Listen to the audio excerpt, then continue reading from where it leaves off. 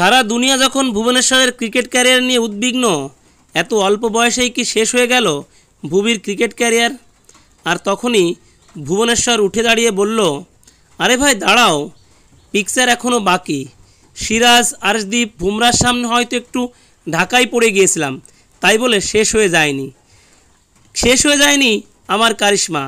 আর তাই তো ইউপি টি-20 লিগে এখনও আমার দাপট। উত্তরপ্রদেশের সবথেকে দামি ক্রিকেটার ভুবনেশ্বর কুমার। ইউপি টি-20 লিগের নিলামে সবথেকে বেশি দামে বিক্রি হয়েছে ভুবনেশ্বর কুমার। আর এই দামই সকলকে বোঝাতে চাইছে ভুবনেশ্বর কুমার এখনও শেষ হয়ে যায়নি। ইউপি টি-20 লিগে যদি ভালো পারফরমেন্স করতে পারে তাহলে হয়তো আগামী আইপিএলে মোটা অঙ্কে দল পেতে পারেন ভুবনেশ্বর কুমার। লখনৌ ফ্যালকনস 30,25,000 টাকায় ভুবনেশ্বরকে দলে নিয়েছে।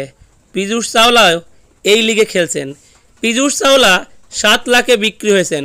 নয়ডা কিংস পীযূষ চাওলাকে দলে নিতে খরচ করেছে 7 লক্ষ রুপি। লখনৌ ফ্যালকনসের মালিক বলেন, আমি জেনে বুঝেই ভুবিকে দলে নিয়েছি। ভুবি দারুণ বোলিং করে।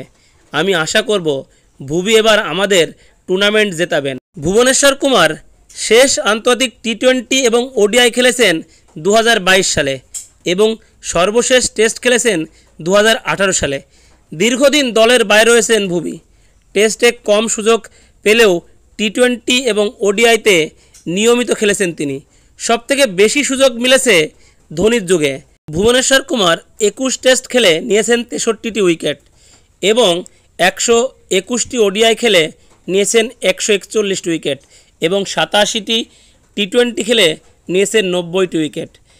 ভুবনেশ্বর কুমার যদি ইউপি টি-20তে ভালো কোনো পারফরমেন্স করতে পারে তাহলে আবারও হয়তো জাতীয় দলে